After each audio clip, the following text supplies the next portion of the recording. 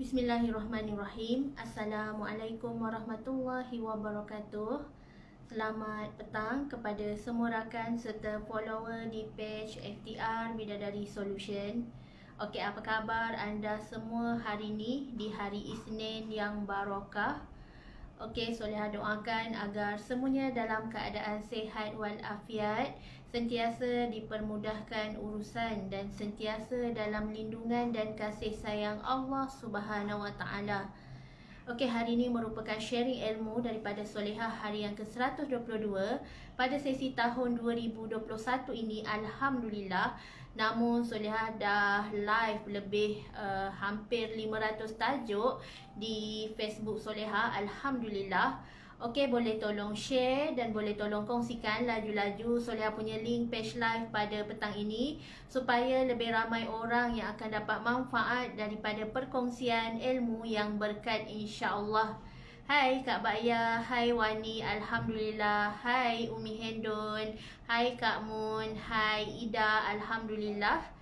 Waalaikumsalam Kak Baya, Alhamdulillah. Hai Lia Liana. Okay, thank you for support and sharing this live. Okay, Alhamdulillah. Seperti kebiasaan, macam biasa, kita mulakan majlis ilmu kita pada petang ini dengan selawat dan juga doa seperti kebiasaan, insya-Allah.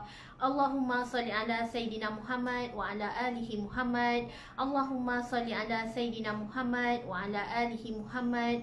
Allahumma salli ala Sayyidina Muhammad wa ala alihi Muhammad. Bismillahirrahmanirrahim. Allahumma ftah alaina hikmataka wa anshur alaina min khazaini rahmatika ya arhamar rahimin.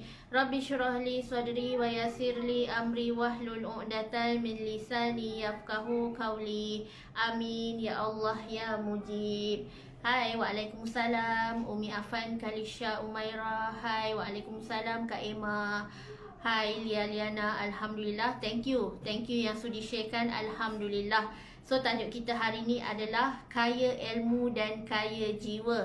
InsyaAllah kalau kita ada ilmu dalam dada kita, insyaAllah kita adalah orang yang kaya budi bahasa, kaya akhlak dan kaya jiwa, dan sentiasa beroleh makanan rohani untuk kita punya kebahagiaan, ketenangan hati, insya-Allah.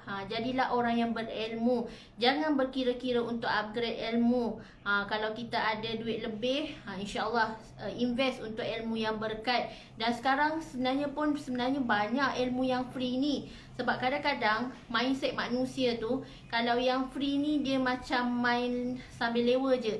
Tetapi kalau yang berbayar tu, tahu pula dia untuk hargai dan appreciate kan. So kita tak kiralah ilmu tu free ke, ilmu tu berbayar ke, hargai ilmu. Hargai orang yang menyampaikan ilmu, insya-Allah. Kerana orang yang berilmu ni, insya-Allah dia sentiasa berjaya dunia akhirat. Lagi-lagi kalau kita ni tak berkira langsung untuk upgrade ilmu akhirat, sentiasa upgrade marketing kita dengan Allah Subhanahu Wa Taala. Sebelum ni kita leka, sebelum ni kita lalai, sebelum ni kita jahil. Tetapi bila kita dah belajar, bila kita dah selalu upgrade ilmu, kita dekatkan diri kita dengan Allah, rupa-rupanya banyak benda yang kita perbetulkan, banyak benda yang kita improve daripada masa lampau. Contoh, sebelum ni tak pernah nak solat duha, tak pernah nak solat sunat, tak pernah nak buat solat sunat nafil. Tetapi bila mana kita dah upgrade ilmu, kita tahu kelebihan, kita tahu khasiat daripada amalan yang boleh mendekatkan diri kita dengan Allah, kita tak berkira-kira langsung, malah kita rasa manisnya ibadah tu. Kita rasa ketenangan jiwa yang tak boleh nak beli dekat mana-mana. So rezeki ketenangan yang Allah beri adalah bila mana kita sentiasa dekat dengan Allah. Bila kita sentiasa ubah diri kita untuk menjadi sembedi yang sentiasa dekat dengan Allah, yang merasa kehambaan, solat dengan khusyuk, solat dengan fokus, dan kita selalu tadabbur Al-Quran, sentiasa kita belajar daripada kalamullah yang banyak sangat pengajaran dan cerita. So Allah sangat-sangat kaya dan Allah sangat luas pengetahuan, ilmu pengetahuan Allah ni sangat banyak. Kita je antara kita nak dengan tak nak, sama ada kita ni seorang yang jenis suka berusaha ataupun kita ni jenis yang give up, tak nak majukan diri kita untuk kepentingan akhirat kita. So, kalau kita hargai ilmu, insya-Allah rezeki kita tak akan pernah sempit. Sebab Allah sangat memandang tinggi dan Allah sangat memuliakan orang yang sentiasa upgrade ilmu, orang yang sentiasa ubah diri, orang yang sentiasa nak berhijrah daripada jahil kepada seseorang yang Allah sayang. Sebab kita mungkin sebelum ni kita tak tahu pun hukum hakam, and then kita belajar, kita selalu improve diri, kita pergi cari guru, kita pergi cari ilmu, insya-Allah di situlah kita mula dapat banyak ilmu. Di situlah baru kita tahu, oh banyak rupanya aku jahil selama ni, banyak rupanya yang aku terlepas pandang selama ni. So ilmu Allah ni tersangatlah luas. So kita keep learning dan carilah ilmu, carilah mentor, carilah guru untuk sama-sama mengubah hidup kita menjadi yang lebih baik, insya-Allah. So jangan berkira-kira untuk upgrade ilmu.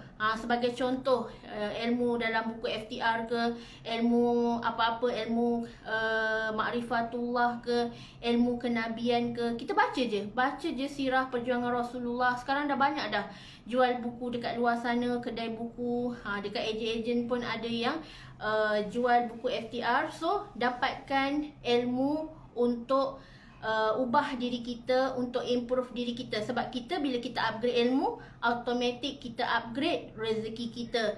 Sebab kadang-kadang kita tak tahu kenapa rezeki aku bocor, kenapa rezeki aku tersekat, kenapa rezeki aku susah nak masuk, start je.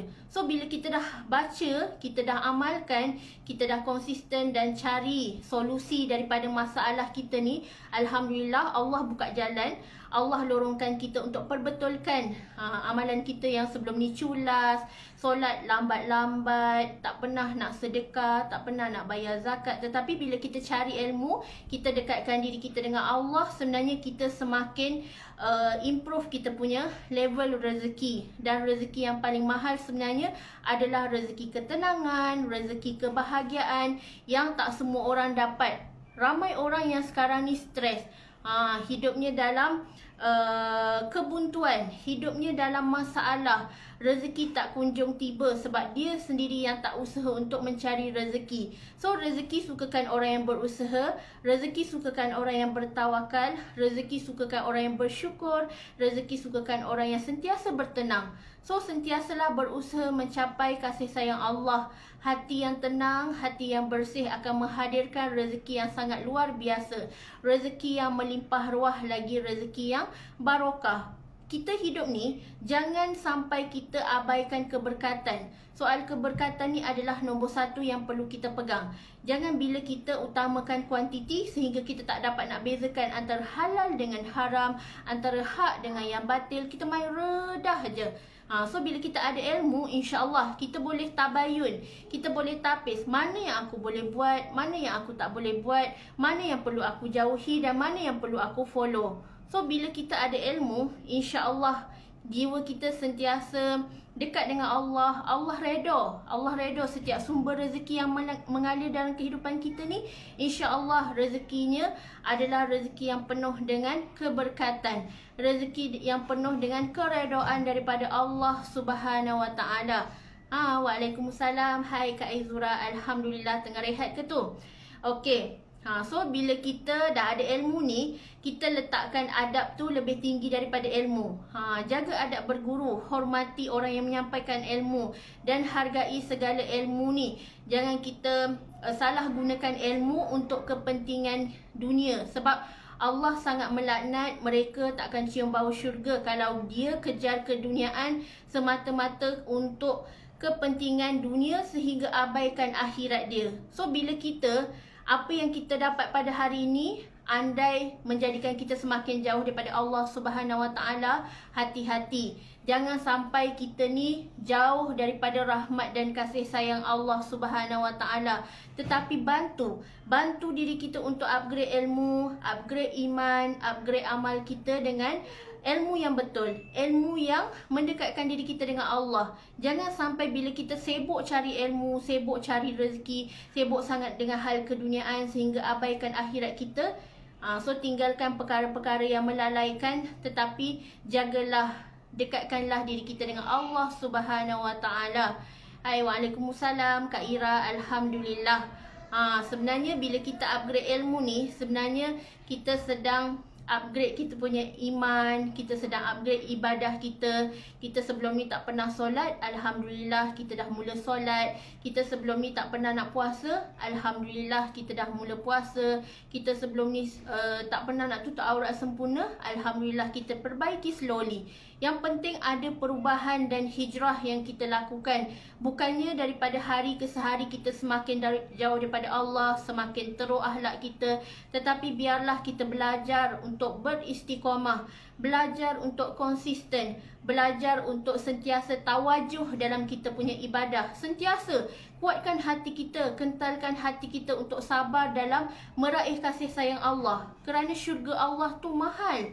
Syurga Allah bukan percuma. Kita kena jaga amal kita, kita kena tingkatkan ibadah kita, kita kena perbetulkan ilmu kita. InsyaAllah bila kita ada ilmu di dalam dada kita, itulah yang mendekatkan diri kita dengan Allah. Jangan sampai kita jadi seorang yang syirik, jauh daripada Allah, sampai terpesong akidah kita. Na'udzubillah min zalik. Biarlah kita berpaksikan kepada rukun Islam, rukun iman kita hanyalah beriman kepada Allah yang satu. Kita jangan menyembah selain Allah, jangan ada kepercayaan lain yang timbul dalam diri kita sehingga kita melakukan sesuatu yang dilaknat, kita melakukan sesuatu yang Allah murka. So berimanlah kepada Allah dengan ilmu yang mendekatkan diri kita dengan Allah. Jaga hubungan kita dengan Allah, jaga ibadah kita, fokus untuk meraih kasih sayang Allah Subhanahu Wa Taala. Yes, bagus Kak Ira, belajar untuk istiqamah.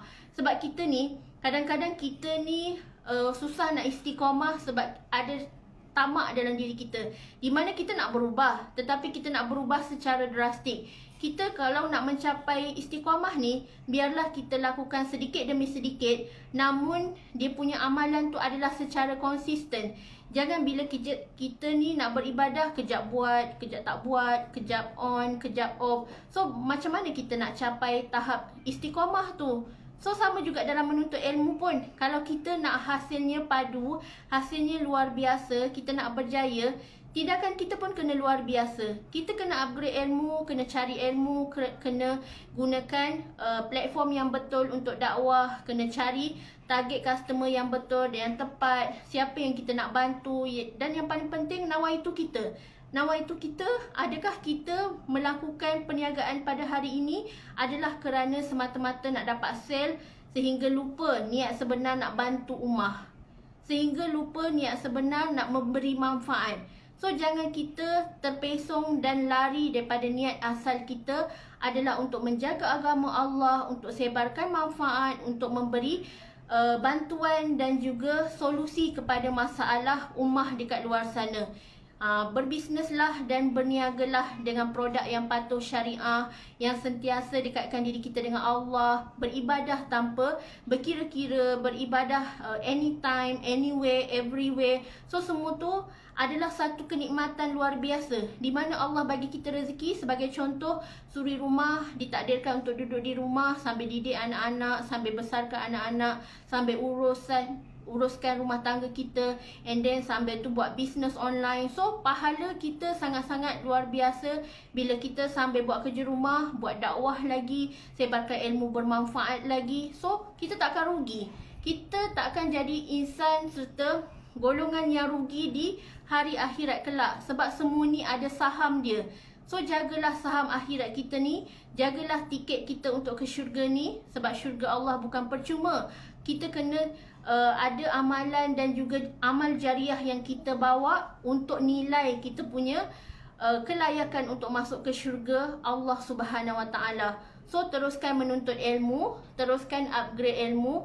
Jangan berkira-kira untuk upgrade ilmu, kerana bila kita upgrade ilmu, kita sebenarnya sedang memperbaiki diri kita. Kita sedang repair hidup kita. Kita sedang design rumah kita di akhirat sebenarnya. So jangan rasa penat, jangan rasa mengeluh, suka nak cari salah orang je, rasa stres. Tetapi kalau kita ada masalah-masalah tersebut, carilah Allah dengan cara solat dan sabar. Jangan kita tinggalkan solat kita kerana hidup kita stres. Jangan kita tinggalkan Allah hanya kerana hidup kita serabut. Tetapi bila kita ada masalah, turn back to Allah. Itu je solusi dia. Kita semua diuji. Ada ujian masing-masing, ada struggle masing-masing. Tetapi satu je solusinya. Bila kita terlibat dengan masalah-masalah macam tu, cara yang paling berkesan adalah turn back to Allah. Always back to Allah. Itu adalah cara yang betul untuk kita kembali kepada Allah Subhanahu Wa Taala. So kalau kita ada masalah saat ni, serahkan urusan kita hanyalah kepada Allah Subhanahu Wa Taala. Jangan give up, jangan merungut, jangan putus asa. Melangkahlah dan berjihadlah di jalan Allah ni fisabilillah. Ingat perjuangan Rasulullah kalau rasa letih. Ingat perjuangan serikandi-serikandi Islam yang sangat-sangat hebat mempertahankan agama Islam, yang sangat hebat hatinya mempertahankan Islam. Sehingga akhir hayatnya pun menyebut Allahu Ahad. Allahu Ahad. Di mana kita walaupun hanya berdepan dengan kematian, berdepan dengan maut, hanya Allah menjadi destinasi akhir kita. Hanya Allah di hati kita. Hanya Allah yang terkeluar daripada mulut kita sehinggalah akhir hayat kita ni. InsyaAllah, minta doa dengan Allah. Semoga kita semua beroleh husnul khatimah. Mati dalam iman, mati dalam hidayah Allah, mati dalam keadaan kita beriman kepada Allah dan sentiasa dalam kasih sayangnya, insya-Allah. Soleh doakan agar semua yang menonton serta mendengar majlis ilmu pada petang ini semuanya sentiasa dilindungi Allah, dirahmati Allah, diredai perjalanan hidup kita dan beroleh husnul khatimah. Rabbana la tuzigh qulubana ba'da idh hadaitana wa hab lana min ladunka rahmah innaka antal wahhab. Semoga Allah berikan kita hidayah dan taufiknya sehingga akhir hayat kita. Walaupun nafas kita yang terakhir, insya-Allah Allah yang menjadi sebutan dalam hati kita dan bibir kita, insya-Allah. Amin ya Allah ya mujib. Okey. Wabillahi taufik wa hidayah. Wassalamualaikum warahmatullahi wabarakatuh.